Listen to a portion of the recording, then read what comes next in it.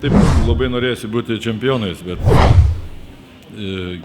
gyvenime yra tokios dvi brangios vietos, tai čempionas ir bronzos medaliai. Antra ir ketvirta vietos nelabai smagios. Džiaugiuosi, kad vieną iš tų vadinamų laimingų vietų mes užėmėm. Minėjot vakar, kad bus sunku nuteikti žaidėjus dvikovai, bet panašu, kad pavyko. Aš jums pasakiau taip, kaip bus, pamatysim rytoj.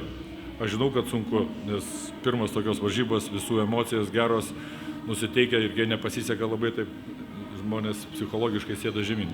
Aš džiaugiuosi, kad taip neatsitiko su Juventus komanda, kad jie kovėsi dar geriau negu vakar. Tai smagu už juos.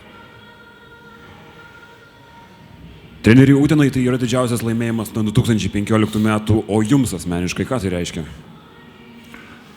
Aš senai irgi medalius belaimėjau, taip kad man irgi džiaugsmas. Po pergalės prieš Lietuvos Rytą turbūt būtų buvę apmaudu išvažiuoti iš Kauno tuščiomis. Be abejo, toks neblogas emocinis pakilimas, mačiau kaip spauda, masinės informacijos priemonės, čia sensacija gal pateiks, mes labai norėjom žaisti finale ir kautis dėl aukščiausio apdovanojimo, bet yra kaip yra. Tai Dainiau, prašau, gal jūsų mintis. Labai malonu, kad pavyko laimėti rungtynės. Išlikom susikaupę, iš tikrųjų buvo labai sunku žaisti, nes paskutinį mėnesį tokią atkarpą turėjom pakankamai gerą, tiek iškovojom nemažai pergalių, tiek pats žaidimas toks buvo pakankamai geras ir turėjom visus šansus ir vakar visi tokie buvo susikaupę, motyvuoti. Kažkuriuose epizoduose gal tas mum ir pakišo per didelis noras laimėti. Taip, kad labai malonu, kad šiandien kovėmės, žaidėm ir galiausiai laimėjom. Trečią kėlinį pačioj turėjot plus 20, paskui ten vieną atkarpą buvo ir iki 8, jeigu neklystu, buvo sumažėję. Kas tuo momentu atsitiko, galbūt per anksti patikėjot pergalę? Tai čia visada tos pačios bėdos, kai komanda kartais paveda 20, tai kita komanda pralošinėdama 20 meta visas jėgas, o mes, matyt, natūraliai, ta, kuri paveda komandą, truputėlį atsipalaiduoja. Ir iš 20 taškų pasidaro 10, o 10 taškų yra labai mažai šio laikiniam krepšinį. Iš karto prasideda, vėl sugrįžta varžovas į varžybas ir vėl viskas prasideda nuo pat pradžių. Tai tas ir įvyko. Kas padėjo atsilaikyti toliavimo spurto? Ten buvo vienu momentu 5 taškai.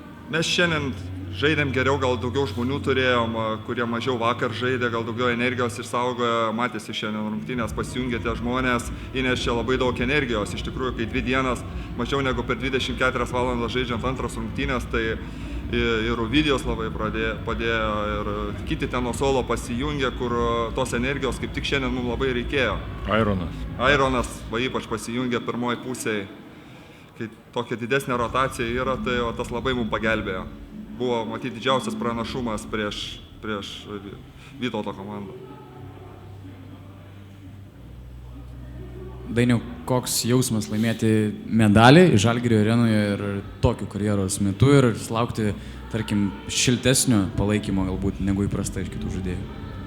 Tai laimėti kažką visada malonu, tai viskas prasideda, treniruotėj nenori niekur pralošti, mes matyti jau tokia esam, kad kiekvienoje situacijoje stengiamės laimėti, pradedant treniruotėm, baigiant kažkokiam varžybom, draugiškom, o to labiau tokiam turnyre laimėti, tai čia papildomos motyvacijos ir nereikia. Tai mes dėl to ir treniruojamės, kad ateiti čia ir atvažiuoti į tokio lygio varžybas ir žaisti dėl aukščiausių vietų. Ir dar klausimas, galbūt treneriui po rungtynių mačiau spaudėt ranką ir Saboniui, Kazlausko, Domaičiui, ką federacijos prezidentas, kaip pasveikino, ką pasakė tuo metu. Neišgirdau, ką klausė. Po pačių rungtynių, kai laimėjote... Kas paklausė? Arvydas Sabonis, Jonas Kazlauskas, Dainius Adomaitis, mačiau spaudėt rankas, gal palinkėjo, ko pasveikino? Sakė, malonu treneri už jūs ir sveikinam, ką laimėjom. Nebuvo nieko ypatingo.